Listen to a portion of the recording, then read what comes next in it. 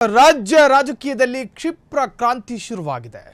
ಡಿಕೆಗೆ CM ಪಟ್ಟ ತಪ್ಪಿಸಲು ಮಹಾ ಪ್ಲಾನ್ ಅನ್ನು ಮಾಡಿಕೊಳ್ಳಲಾಗುತ್ತಿದೆ.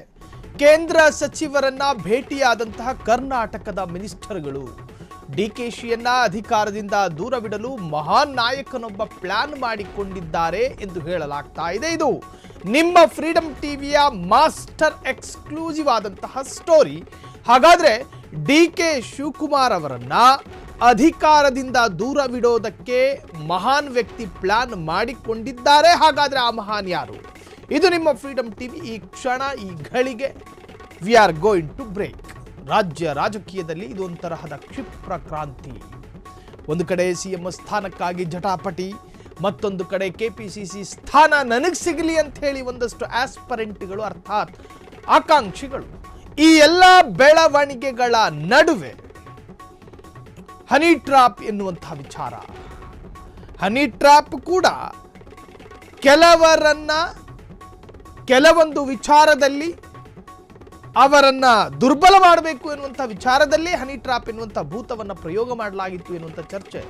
ಇದೆಲ್ಲ ಚರ್ಚೆಗಳ ನಡುವೆ ಈಗ ಬರ್ತಾ ಇರ್ತಕ್ಕಂತಹ ಬ್ರೇಕಿಂಗ್ ಏನಂತ ಹೇಳಿದ್ರೆ, ಡಿಕೆಶಿಯನ್ನ ಅಧಿಕಾರದಿಂದ ದೂರವಿಡುವುದಕ್ಕೆ ಮಹಾನ್ ವ್ಯಕ್ತಿಯೊಬ್ಬ ಪ್ಲಾನ್ ಮಾಡಿಕೊಂಡಿದ್ದಾನೆ.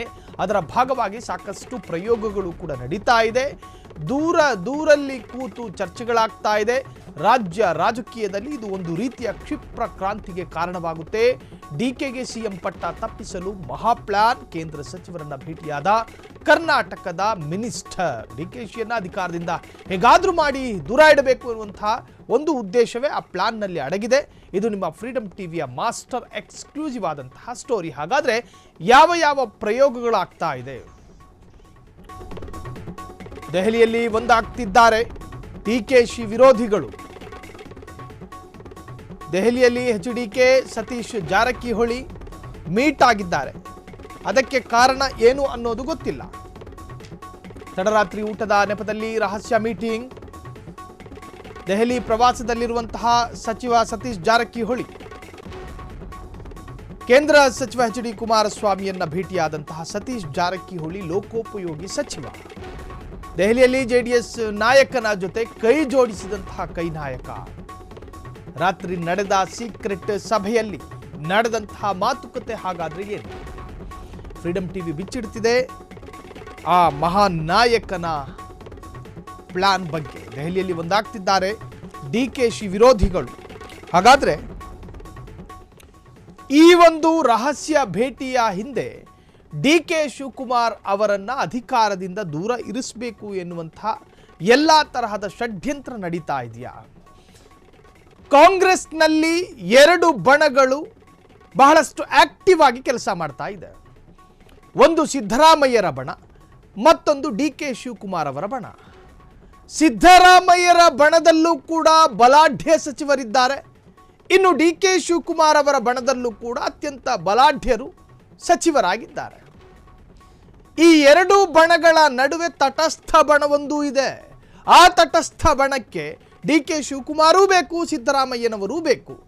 ಎರಡು ನಾಯಕರ ಭುಜದ ಮೇಲೆ ಈ ತಟಸ್ಥ ಬಣಗಳ ನಾಯಕರ ಕೈಗಳು ಇರಬೇಕು ಅಂತ ಬಯಸ್ತಾರೆ ಈ ತಟಸ್ಥ ಬಣದ ಪ್ರಮುಖರು. ಹಾಗಾದ್ರೆ ಡಿಕೆಯ ಅಧಿಕಾರವನ್ನ ತಪ್ಪಿಸೋದಕ್ಕೆ ಯಾರು ಪ್ಲಾನ್ ಮಾಡ್ಕೋತಿದ್ದಾರೆ?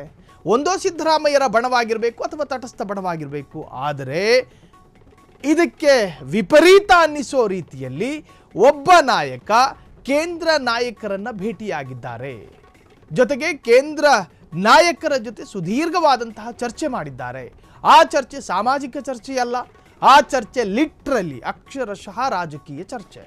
ರಾತ್ರಿ ನಡೆದ ಸೀಕ್ರೆಟ್ ಸಭೆಯಲ್ಲಿ ನಡೆದಂತಹ ಮಾತುಕತೆ ಏನು? ಹಾಗಾದ್ರೆ ನಿಮ್ಮ ಫ್ರೀಡಂ ಟಿವಿ ಈ ಕ್ಷಣ ರಿವೀಲ್ ಮಾಡುತ್ತೆ.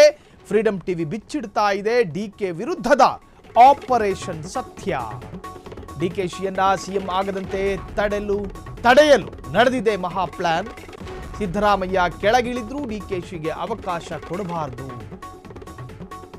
ಕಾಂಗ್ರೆಸ್ ಪಕ್ಷದಲ್ಲಿನ ಡಿಕೆ ವಿರೋಧಿಗಳಿಂದ ಮಸಲತ್ತುಗಳು ನಡೀತಾ ಇದೆಯಾ? ಡಿಕೆಶಿಯ ಕಡು ವೈರಿ ಎಚ್ಡಿಕೆ ಜೊತೆ ಕೈ ಜೋಡಿಸಲು ಯತ್ನ. ಡಿಕೆಶಿಯನ್ನ ಯಾವುದೇ ಕಾರಣಕ್ಕೂ ಸಿಎಂ ಆಗಲು ಬಿಡಬಾರದು. ತಾಲೀಮು ನಡೀತಾ ಇದೆ. ದಲಿತ ನಾಯಕರಿಗೆ ಈ ಬಾರಿ ಕಟ್ಟಬೇಕೆಂಬ ಪ್ಲಾನ್ಗಳು. ಸಿಎಂ ಕುರ್ಚಿ ರೇಸ್ನಲ್ಲಿದ್ದಾರೆ ಸತೀಶ್ ಜಾರಕಿಹೊಳಿ. ಇದೇ ಸತೀಶ್ ಜಾರಕಿಹೊಳಿ ಕೆಪಿಸಿಸಿ ಸ್ಥಾನದ ಮೇಲೆ ಕಣ್ಣಿಟ್ಕೊಂಡು ಕೂತಿದ್ದಂತಹ ನಾಯಕನೂ ಹೌದು. ಕಳೆದ ಬೈ ಎಲೆಕ್ಷನ್ನಲ್ಲಿ ಸಂಡೂರನ್ನ, ಶಿಗ್ಗಾವಿಯನ್ನ ಗೆದ್ದು ಬೀಗೋದಕ್ಕೆ ಅಥವಾ ಬೀಗೋದ್ರಲ್ಲಿ ಯಶಸ್ವಿಯಾದಂಥ ಪ್ರಮುಖ ನಾಯಕನೂ ಹೌದು. ಸತೀಶ್ ಜಾರಕಿಹೊಳಿಯೂ ಕೂಡ ಅನುಭವಿ ನಾಯಕ. ಸತೀಶ್ ಜಾರಕಿಹೊಳಿಯೂ ಕೂಡ ಕಾಂಗ್ರೆಸ್ಗೆ ಸಾಕಷ್ಟು ಕೊಡುಗೆ ಕೊಟ್ಟಂತಹ ನಾಯಕ. ಎಲ್ಲ ತೆರನಾಗಿಯೂ ಕೂಡ ಸಮರ್ಥ ನಾಯಕ ಅಂತ ಕರೆಸಿಕೊಳ್ತಾರೆ ಸತೀಶ್ ಜಾರಕಿಹೊಳಿ. ಈ ಹಿಂದೆ ಕೆಪಿಸಿಸಿ ಸ್ಥಾನದ ಮೇಲೆ ಕಣ್ಣಿಟ್ಕೊಂಡು ಕೂತಿದ್ರು, ಅಗಲವಾದ ಟವಲನ್ನೇ ಹಾಕ್ಕೊಂಡಿದ್ರು ಆ ಸ್ಥಾನಕ್ಕೆ. ಅದಾದ ನಂತರ ಒಂದಷ್ಟು ರಾಜಕೀಯ ಬೆಳವಣಿಗೆಗಳ ಬಳಿಕ ಇದೇ ಸತೀಶ್ ಜಾರಕಿಹೊಳಿ ಸ್ವತಃ ಹೇಳ್ಕೊಂಡಿದ್ರು, ಈಗಲ್ಲದೆ ಇದ್ದರು 2028ರ ಅಸೆಂಬ್ಲಿ ಚುನಾವಣೆಯ ನಂತರವಾದರೂ ಕೆಪಿಸಿಸಿ ಅಧ್ಯಕ್ಷ ಆಗ್ತೀನಿ ಅಂತ ಹೇಳಲಿಲ್ಲ. ಅಲ್ಲಿ ಹೇಳಿದ್ದು ನಾನು ಸಿಎಂ ಆಗೋ ಸಾಧ್ಯತೆಗಳಿದ್ದಾವೆ ಅಂತ. ಹಾಗಾದರೆ ಏನಾಗ್ತಾ ಇದೆ ಈ ರಾಜಕೀಯ ಹಗ್ಗ ಜಗ್ಗಾಟ? ಇನ್ನು ಸತೀಶ್ ಜಾರಕಿಹೊಳಿ ಕೇಂದ್ರ ಸಚಿವರನ್ನ ಭೇಟಿ ಆಗೋದರ ಹಿಂದೆ ಡಿ.ಕೆ. ಶಿವಕುಮಾರನ್ನ ಅಧಿಕಾರದಿಂದ ದೂರ ಇಡುವಂತಹ ಪ್ರಯತ್ನದ ಭಾಗವಾಗಿ ಆ ಸಭೆ ನಡೀತಾ ಎನ್ನುವಂತಹದ್ದು ಈಗ ರಾಜಕೀಯ ವಲಯದಲ್ಲಿ ಬಹಳಷ್ಟು ಚರ್ಚೆಗೆ ಕಾರಣವಾಗಿದೆ.